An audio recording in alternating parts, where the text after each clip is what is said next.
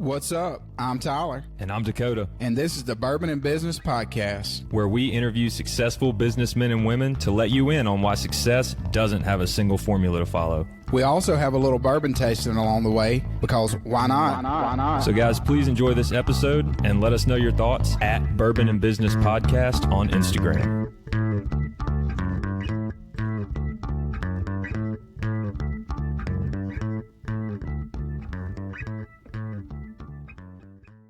Coming to you from the Bourbon and Business Studio here at the AC Hotel in Ridgeland, Mississippi. I'm Tyler. And I'm Dakota. And this is the Bourbon and Business Podcast. How you doing this evening, Dakota? I'm great, Tyler. How are you? I'm doing phenomenal. I can tell your enthusiasm is contagious. Yeah, it's through the roof today. I see it in your eyes. Yeah, I mean, it's hard to hide it. I agree. I agree. Well, you want to tell our guests a little bit about the AC Hotel? Yeah, man. Today we're at the AC Hotel. We're at the Bourbon and Business Studios here. This is the premier hotel in Ridgeland, Mississippi. They got breakfast, lunch, dinner here that you can get. They've got premier event spaces. They have events here. They have a mahjong group here. I'm still trying to get Tyler to join. He won't. He thinks he's too young for it, which doesn't make any sense. Mahjong is for all ages. And yeah, so if you're having a business event or if you've got some relatives coming in town, some business partners coming into town, hook them up and put them up to AC. Yeah, you may even see us out here one day. Man, I hope not. That'd be a bummer of a trip. Well, you want to introduce our guest to us? I do. Today we have special guest, Dylan Crouch, founder of DC Recruiting. Dylan, welcome. Glad to be here. Glad you're here, man. Dylan and I went to college together, full disclosure. Yep. And he has his own company. Yeah. And I do not. So do with that what you will. But we're glad you're here nonetheless. Dude. And can I add, very nice hotel. Yes. This is my first time in here. Please do add. It's a great spot. So yeah, I would stay here. Fantastic. There you have it. There you have it. Yeah. And Adam, one of our partners here at the podcast that does all our behind the scenes stuff, he's thinking about getting a room here to live here. Ah, fantastic. Good for you, Adam. So Good. that was a joke for all you that didn't know that. So, but you want to tell our guests what we're sipping on? Yeah. Today we're sipping on another Penelope. We've had like 4 or 5 now. This one is Project X. And it's in like a fully tinted bottle here. So it almost looks like wine. So yeah, I thought when you first brought it in, I was like, are we sipping wine today? But definitely not wine when you taste it. No, please do not taste it thinking it's wine. It's definitely a bourbon. I like it though. Okay. I have to give this one a pretty high rating. I'm going to come in at a 9.4. Ooh. So very good. It's got a good burn. Good. Proof. Since I don't know it yet, I'll guess it 110. 108. 108. So Pretty close, pretty dude. Look close at there. you. So, you know, and then the next one I taste, I'll be off by 100 points. Yeah, that's fine. But very good. And if you want to get a bottle of this, you go to Cheers Vineyard in Gluckstadt, Mississippi. They're a sponsor of the podcast and they have a great inventory there. So if you're looking for, even if you don't like bourbon, maybe vodka's your thing, wine, whatever, they've got it out They there. have a huge wine selection too. Yeah. Yeah. Bunch of classics. Well, Dylan, we appreciate you coming on this afternoon. We'd like to start this, just give our listeners your background, where you're from, and then how you got to the point of starting your business, DC Recruiting. Yeah. Yeah. Well, first, glad to be here, hanging out with y'all. And yeah, my name's Dylan. First things about me, first, I'm a Jesus follower. I love the Lord. My relationship with God has a lot to do with where I am today and my story. I'm a husband to Ashlyn. We'll be married for about 8 years in July. So going to celebrate that. Fantastic. And we have 2 daughters. Daisy is just turned 5 on Cinco de Mayo. So we celebrate with tacos every year. And then Diana. Birthday. I know, right? Yeah. Like golden birthday already. Yeah. 25th, turning 5. Wow. And then Diana is a year and a half. So she'll turn 2 in September. But our house is crazy. We have a lot going on and I live with all women. So that's fun. It's new for me. So I have to put up with Tyler. So it's kind yeah, of, it's the same. yeah. Yeah, it's the exact same. So yeah, I mean, when it comes to career journey, no one goes to school thinking about recruiting, right? Like it's sort of one of those careers that you sort of just fall into, like Dakota, you said, like we both went to Mississippi College together. And then as soon as I graduated MC, my first job was recruiting for the university, doing high school admissions. So I was recruiting high school students to come to college there. And that's how recruiting sort of found me, I would say. And just realized I loved it, like everything about it. Loved the connection, the relationship building. I loved being able to tell someone, hey, here's what I've got to offer. Like, come and see, like, come and find out about this. And that's really where recruiting sort of came on my map. And from there, went on to do some corporate recruiting for a large health insurance company. And then have done some physician, like healthcare recruiting as well, too. So I've been in the recruiting space for a while. And I'd say the way that DC recruiting really started was back in December of 2025. I had someone reach out to me over LinkedIn, and it was one of those like spam messages, that you get, you get it and you're like, I can tell you probably sent this to 1,000 other people. Oh yeah. And it was like, hey, have you ever thought about starting your own recruiting firm? Like, I'll coach you to do that and all that stuff. And honestly, it kind of just like, I kind of just blew it off, but I brought it up to Ashlyn later that night. And if Ashlyn feels good about anything, I feel great about it. And so whenever I brought that up to her, I kind of just like, just said it and didn't think much of it. But she was like, wait, you should do that. Mhm. She's like, you're already good at recruiting. You've been in it for a while. Like, you should. Yeah. And, I think that really sparked the desire for me. Like, I never saw myself as someone entrepreneurial. I Mhm. never saw myself as someone running their own business or anything like that.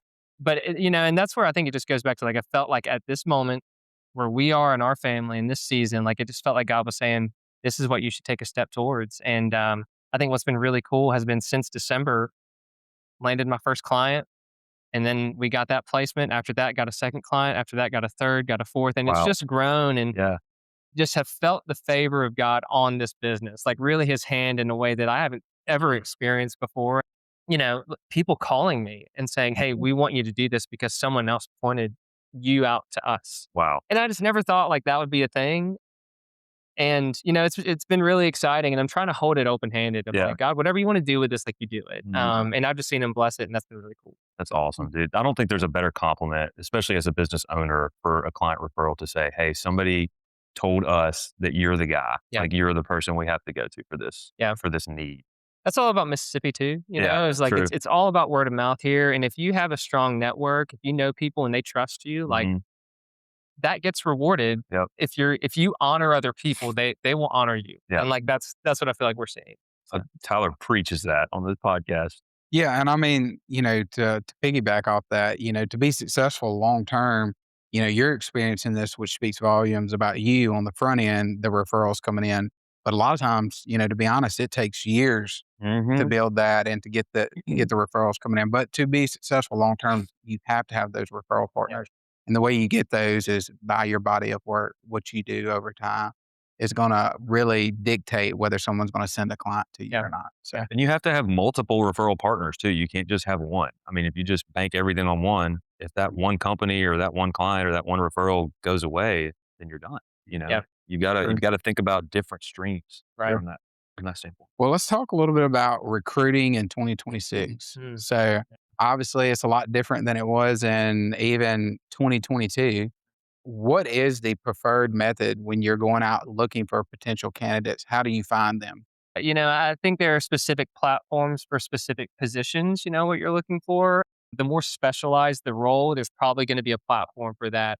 A great catch-all, though, has been LinkedIn. I Yeah. mean, LinkedIn is everything, trying to be as active as you can be on that. It's essentially, like a professional Facebook. Yeah. What I like about that, though, is like, I think LinkedIn's done a good job of maintaining that professionalism while also incorporating like some personality that like that Mhm. should be part of it, and that's been really cool to see that. But that's where I am finding a lot of candidates that way.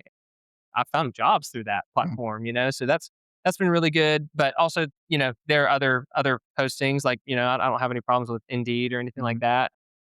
I think if you're a candidate today, trying to get in touch with a recruiter is really hard. The job market is flooded and saturated with people looking for good opportunities. And it's easy to get lost in the shuffle of resumes and applications. And what I like about LinkedIn is because you have that profile tied to you, it can kind of make you stand out as more than just like another application Yeah. for someone to look at. There's a I picture, would be there's a utilizing history of that. posting, there's all kinds Yeah. of stuff. You learn somebody's tone, you learn their almost mannerism some way, Their especially if they got brand, videos. right? Yeah. Like, yeah. You learn their brand, that's right.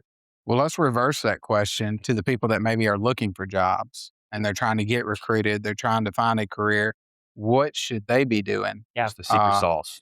to make that happen? Man, no, I don't know if there's a secret sauce. I think there are ways to separate yourself from other candidates where everybody's clicking that easy apply button on LinkedIn, Yeah. right? Like that you have your CV uploaded, your resume, and then as soon as you click that button, it sends all your information. It's easy, which is great. You can mass apply that way. Yeah. And that's what you really should avoid if you're a candidate looking for an opportunity, because it shows, like, whether you believe it or not, like there's a recruiting manager on that other side looking at that and saying, did you even bother to read the qualifications? Like, Yeah. you don't meet that for this. And that can just create, I think, a negative position or outlook on that particular person who's applying. But I would say going the extra mile, but it doesn't have to look like a mile, but it feels that way, if that makes sense.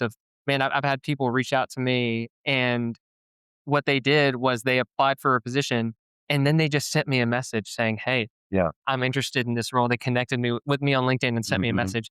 And I'm like, that took them 30 seconds to do that. But because they took the time to do it, now I've got them in front of me and they stand out outside of 50 applicants for this position. And so just a small thing like that really can make a difference. But I think you really need to figure out, what is it that you want to do? Don't go and mass apply. Figure out what you want to do and be strategic in that search. Yeah. That's good. Well, tell us about specifically, because you specialize, right, in recruiting. You're in med device and pharmaceutical sales, is that right? Yeah. So what is that like? And I feel like that's a completely different recruiting process than an accounting position, right? So like, what does that entail? How does that work? Yeah. And I would say like healthcare as a whole really is kind of a lot of what I'm focusing on when it comes to med device and pharmaceutical roles, those types of things for sales companies. Depending on the organization, like, they're trying to scale very quickly. They're trying to get out. If they have a market that they know they want to get into, hey, I need to recruit 10 people for this region right now. And so it's fast paced, it's quick. Med device and pharmaceutical are very competitive fields to get into. And so it is important that, like, you've got some sort of connection or network there. And there's a lot of people who are trying to get into that. And I would say, the way that the process sort of works is like, they're looking for people who, even if you don't have medical device, experience, they're looking for someone with B2B sales experience, someone who's got that at least, so they can know, okay, we've got someone here who is a hunter, who knows how to go and find people.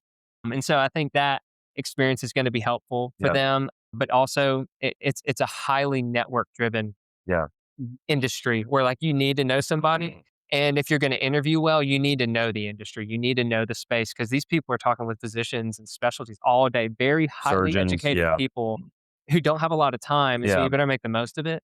And so the more that you can come prepared for that interview and show what you know, the better. And you can do that by simply just being curious and reaching out to people, not asking, hey, can you get me a job? But asking, hey, tell me about your career. Tell me how you got here. What do I need to know from you? And what are the questions I need to be asking so that I can really, have a shot at this? Like, have genuine curiosity and not just reach out to people for what they can do for you. You'd be surprised. Like, if you come across curious, like you genuinely care about the other person, the interest of the other person, it's going to come back your way. Kind of like we said, honor other people, they will honor you at the same time. So. Well, when you're going through this process with applicants, obviously you're not wanting to just send anybody to your clients. You want it to be a qualified, a good applicant. How do you decide if this person is built for sales or not? Especially if you've got, 1,000 resumes sitting on your desk. Because you're right. Pharmaceutical sales, med device sales, like, those are high comp positions, like, meaning you can potentially make a lot of money at it. You can potentially make zero money at it too, if you're not good at it, right? So, like Tyler said, that's a great question. How do you find a good person? Which, like, everybody hears, oh, med device, like, you probably make a lot of money. And I think there's for sure opportunity for that. But at the end of the day, like, it's sales. And if you're not closing, that's, like, you're not making any money. You like, can have the best device on the market, and if you can't close a sale, it doesn't matter. Right. It's just someone who has tenacity, someone who has perseverance, and not just ready for a quick sell. Like, you've got to have that mindset of, like, I might go in there and not close it today, but to have the patience of, this is real. Like, that's what sales is. That's what recruiting is. Like, it's relationship building. It's the long game. And if you can show that person, I genuinely care about you, I want to be the person that you think of whenever you need something, like, and have that, trusted relationship there, like, it will work out for you. And I think that's got to come across in an interview of like, can we tell from this person by the way they're talking, by the questions that they're asking, do they have a genuine interest in this company or do they just want to roll? Yeah. Do they just want the money? Like that type of thing. There needs to be some authenticity there. Yeah. Money can be a factor, but it doesn't need to be the factor. Right. Yeah. And one obstacle you touched on there, obviously, in a traditional sales position, most of the time your paycheck is based off of sales, so like Commission, we baby. said, you could make nothing at all. Yeah. So And you could also have $100,000 month, and then the next month have a $3,000 month. You're like, wow.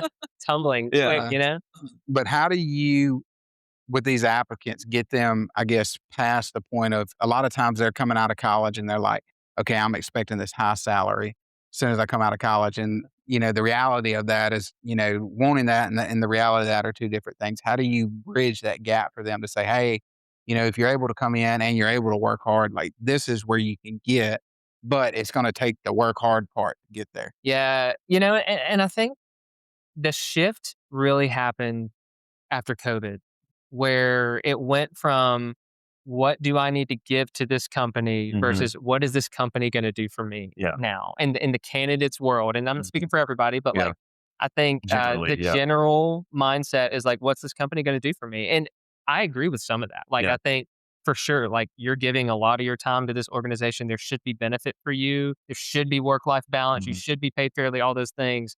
But I think also we probably swung the pendulum too far the other way. We have a tendency to do that as people, right? as people in the world, like with everything. So I think like there needs to be an expectation of like, especially if you're new coming out of college, like, hey, you need to like learn. Yeah.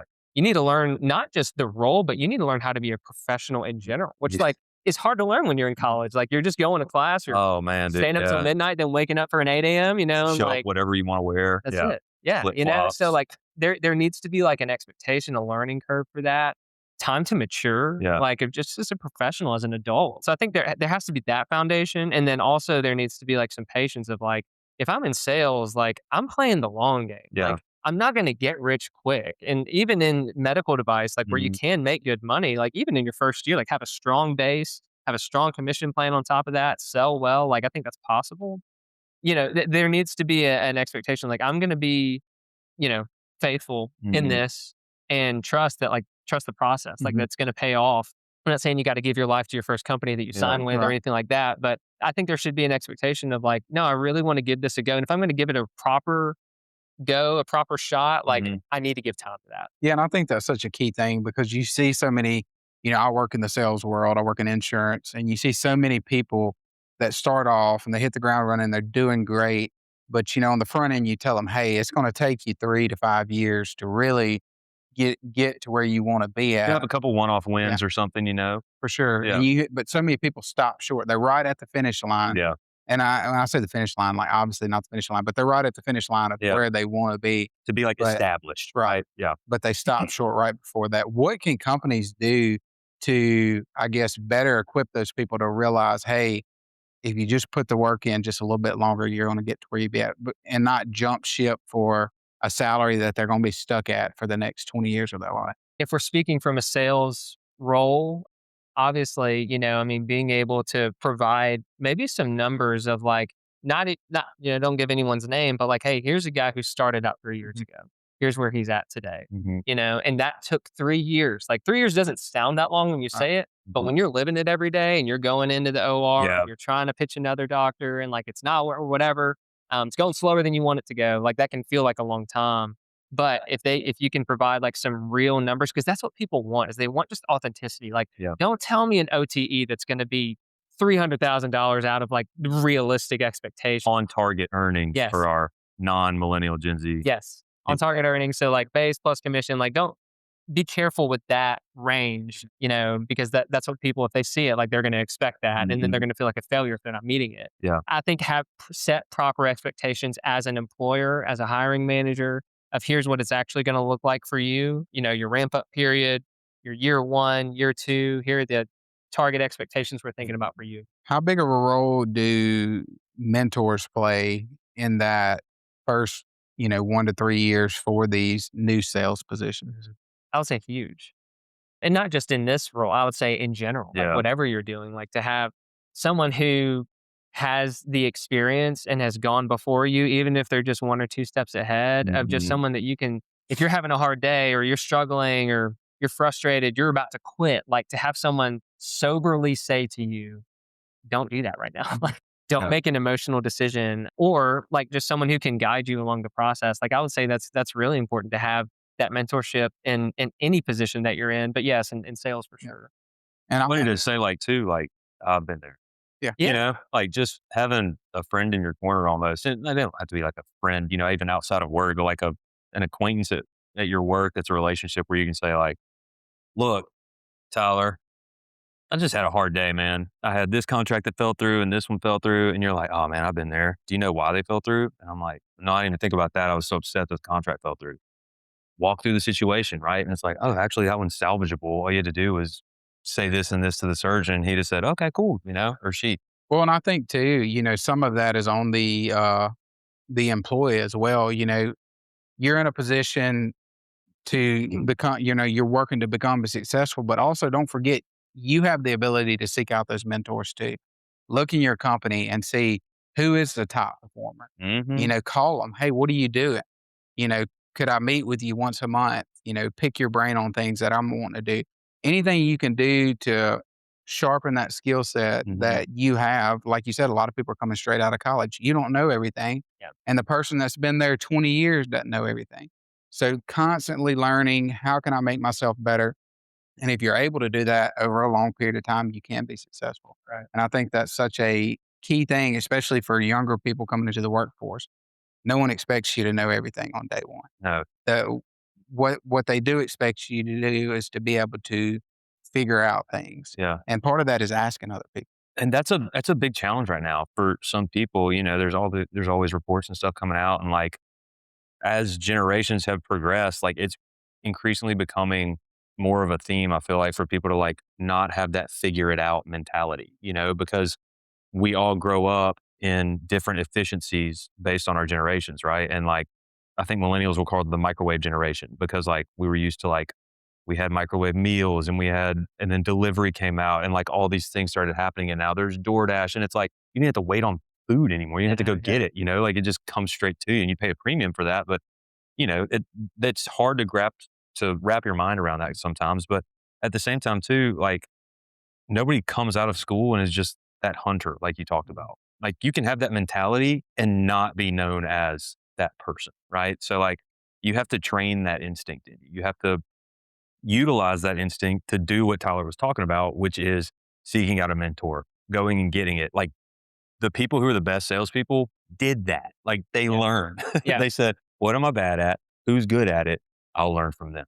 And then they become great at it, right? They never stop learning, Yes. and I think that qualifies for sales. I think that qualifies for any position. If you're going to have if you want to have a career that you want to have, there's got to be a hunger there, whatever that might look like, however that plays out. And I think you'd find that people are more willing to help you and happy to help you than you would think. Yeah. Like, oh, I don't want to waste their time. Oh, They're so busy or all true. that stuff. So Like, true. people, especially if they're 20 years in, like Yeah. they're probably doing pretty well. Yeah. Pretty, solid in that from that front. And like they want to give back. Like they want to be able to coach and teach, like most of them, I would say. So think about it from your perspective. If somebody approached you and was like, hey, can I pick your brain about this that I see you being really good at it over a $5 coffee for 30 minutes? Most people would be like, yeah, sure. Yeah. I'm flattered. Yeah. Thank you for thinking of me in that regard. And I think another thing you touched on too there is like you said, they don't want to waste their time. If someone is going to mentor you, don't waste their time. Yeah. yes. Don't. That's a good point, If you go sit down with somebody and they say, "Hey, these are the things I'm doing," track your calls, track your activity. We're gonna get back together in 2 weeks. You meet with them 2 weeks later. All right, let me see your activity report. Well, I didn't track anything. Well, that is wasting their time. Yes. So they are way less likely to continue to help you. So realize that, hey, if that person's willing to do that for you, actually put the work in. So true. Right. So good. So good. You want to do a bourbon Yep, break? I think it's a good time. Penelope Project X 108 proof. It's actually finished in sherry casks from Spain. Nice. I thought you'd be like, wow, but I guess Yeah, not. I just changed everything for me. I thought it was a really good burn. which I enjoyed. It has a nice flavor to it that's not too strong. It doesn't overpower you. I guess that's from the sherry cask. I could tell it was from probably the southern district of Spain. I just made that up. And I'm going to land it at 9.8. You're at 9.4. Yeah. Dylan, we'll get your take on it here at the end of the episode. Sounds good. If you want to try. So, yeah, absolutely. But as we're kind of rounding home here, since we have so many business owners listening and so many people who are interested in maybe device sales or pharmaceutical sales or even recruiting, why don't you give us some advice on how you're continuing to grow and scale your company for others who might be interested in the same? Yeah, absolutely. I mean, you know, that's the weird thing, right? About being an entrepreneur and having your own is like there's two sides of the business. There's the recruiting side, you know, which is like the day to day, but there's also like, okay, Dylan, you need to keep having business come. And so I've always got to have both hats on at the same time, really. And so trying to find a balance between that. And I think my approach, I want to be more organic than just like cold outreach. You know, I'm finding all the ways in the world. I've lived in the sales world before where I've had to make cold calls. Yeah. Hated it. Didn't want to do it. Probably gave me some character, you know, but rough. I'm like, if whatever I can do to set myself up and position myself in more of a warmer, you know, call or a warmer meeting, warmer approach, like is what I want to be able to do. And so just utilizing my network that I have now, you know, and LinkedIn's been a big part of that, like trying to post more on there, be more present and active on there, engaging with the people who are connected with me there has been really big. And I had a coach who I invested in as soon as I started this organization, and she has done really, really well in the recruiting space over the past couple of years, like has built over $1 million in 2 years, you know? So, I mean, killing it out of Atlanta. And so I invested in that and like, it wasn't cheap, but you know, I mean, Ashlyn, my wife was like, hey, if you're going to like do this, like you need to do it right. And like get someone to like teach you. And, you know, it's been so beneficial for me to have someone in my corner who's just ahead of me, because she started hers like 2 years ago, who I can like go to and ask questions. So like those are ways that I'm trying to grow and, you know, just continuing to, this is new. I'm trying to help anybody that needs help. You know, I think one thing that's been cool is a couple of my clients have actually come from, I go to church with them. Yeah. And they're not in, you know, healthcare, medical sales space or anything like that. One's an attorney and one's an aviation. He owns an aviation company. Like, but I'm happy to help them, you know, and I love that too. Of like, so you can literally help anybody. Yeah, absolutely. Yeah. Like I'm not trying, like, you know, there's my experience is mostly in healthcare and kind of that setting, but you know, I'm happy to help anyone that kind of, that needs the help. And especially if I go to church with them and like, we've got that belief, like, like that makes it even more fun. Yeah. So. Love that. Well, one thing you talked about was, you know, building your brand online to kind of introduce you to those warmer leads. And I think that even transitions back to the employee, the person that's looking to get a job, or even you've got a job somewhere. If you can create value for yourself, you have a brand, people know who you are, especially now because of social media. Yeah. Like you are really making sure you're taking care of your future. Yeah. Regardless of what happens with your company, you could lead there. If you've got a great brand, guess what? Someone's going to pick you up the next day. Yeah. Or, you know, if you want to continue to stay at your company and grow in it, you know, you've got that brand. People see that. So I think, you know, especially what we're putting on LinkedIn or anything on social media for that matter, it does matter. Yeah. So you need to put thought into it. It can also come back to you, though. Yes. So be careful what you put on there. Yeah. Just be careful. Yeah. Preferably, you know, we don't want to see middle finger pictures, profile pictures and all that. Yeah. That was Tyler back in his younger days. Yeah. You know, but we're past that now. Yeah. I don't know that I've ever done that. But. Good deal. Well, Dylan, you want to give us your thoughts on the bourbon? On the bourbon, okay. Penelope Project X. It's such like a scary name almost. I know. I feel like it's. Oh my God.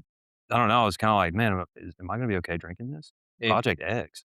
I mean, it burned like a Project X. I'll say that.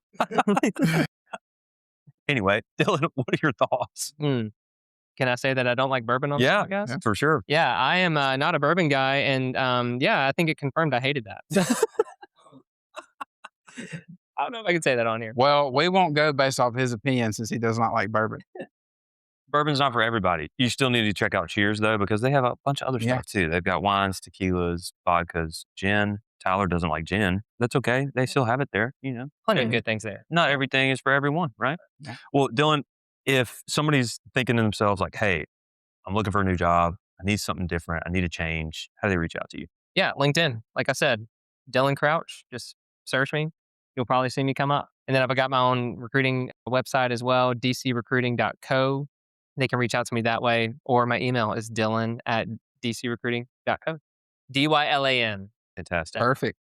Well, we're going to land at a 9.2 for the Project You're X. not putting in the 0? No, I'm That going was to probably keep like a -5. I'm going to keep the 0 as throw the ratio off there, or the average, I guess is a better word for that. I'm so proud of you, dude. 9.2, that was great. Yeah, 9.2, easy math. And however you stream this podcast, if you would give us a rating and follow us on social media, and we'll see you next week. Hope you guys enjoyed this episode. If you have any feedback or would like to be featured, reach out to us at bourbonandbusinesspodcast@gmail.com. Or find us on Instagram at Bourbon and Business Podcast. Thanks again for listening. Follow us for more content and info on the next episode.